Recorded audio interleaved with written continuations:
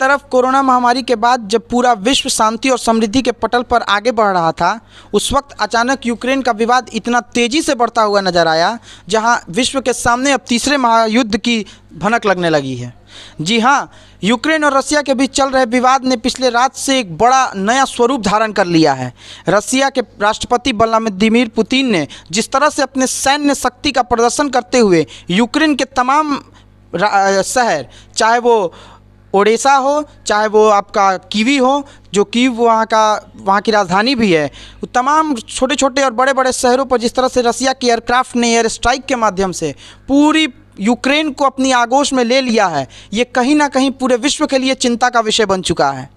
क्योंकि यूक्रेन पर हमला करके रसिया ने सीधे सीधे नाटो देशों के उन तमाम बड़े बड़े महाशक्तियों को एक तरह से खुली चुनौती दे दी है, जो कहीं ना कहीं आने वाले दिनों में पूरे विश्व के लिए एक चिंता का विषय बनते जा रहा है। क्योंकि जिस तरह से यूक्रेन को सपोर्ट नाटो ने किया था और नाटो जिस तरह से उनको लगातार दिन प्रतिदिन उसे बैक करते जा रहा था, वो कहीं ना कहीं रसिया के लिए चिंता का विषय बना था।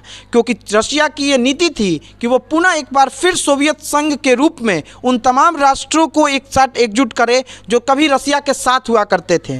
मगर अमेरिका की दिलचस्पी तो सोवियत संघ के खिलाफ अपनी तमाम रुख को अपनाते हुए नज़र आती थी, और एक बार फिर यही देखने को मिल रहा है। क्योंकि जब कल देर रात रसिया के सदन ने रसियन राष्ट्रपति को जब ये फैसले को अपने अमल में लाने का ये फरमान जारी कर दिया, उसके बाद से रसिया की तमाम एयरक्राफ्ट और सैन्य शक्तियों ने आज सुबह से यूक्रेन के तमाम क्षेत्र पर अलग अलग स्थानों पर अपने अपने इलाकों में धावा बोलना शुरू कर दिया। और ये बताया ये जा रहा है कि इस वक्त यूक्रेन की स्थिति ऐसी है जहाँ इमरजेंसी जैसे हालात बन चुके हैं। यूक्रेन के तमाम शहरों में एक तरह से एयर स्ट्राइक के माध्यम से रसिया ने पूर्ण रूप से कब्जा करते हुए दिखाई दे रहा है। क्योंकि एक तरह से जब नौसेना से लेकर वायुसेना और थल सेना तक अब शहर के अंदर प्रवेश कर चुकी है और तमाम सैन्य ठिकानों को यूक्रेन का तबाह कर दिया गया है। जब ये खबर तेज़ी से पूरे विश्व की ओर फैली, तब तमाम देश में चिंता का विषय बन गया। क्योंकि चिंता की लकीरें इतनी बड़ी थी कि कहीं ना कहीं इसकी लपटें विश्व के तमाम देशों तक पहुंचने लगी थी। जैसे ही यह खबर पूरे विश्व में फैली, उसके बाद तमाम राष्ट्रों ने अपनी अपनी चिंता व्यक्त करते हुए दिखे और तुरंत नाटो की बैठक बुलाए गए। और नाटो की बैठक में अब सूत्रों के हवाले से खबर ये भी आ रहा है कि नाटो बहुत जल्द रसिया के खिलाफ कुछ कड़े एक्शन ले सकता है। अब बड़े सवाल ये खड़े होते हैं कि जब नाटो इन तमाम विषयों को लेकर आगे बढ़ेगा और रसिया पर कार्रवाई करेगा, तो क्या रसिया शांत बैठेगा? और क्या रसिया के खिलाफ कार्रवाई करने के बाद कहीं ये तीसरी विश्व युद्ध की भनक तो नहीं सुनाई दे रही है? क्योंकि अगर इस समय अगर तीसरे विश्व युद्ध की भनक हुई तो कहीं ना कहीं इसमें विश्व के तमाम देश को अपने आगोश में ले लेगा और आने वाले दिनों में ये पूरे विश्व के लिए एक गंभीर चिंता का विषय भी बन जाएगा।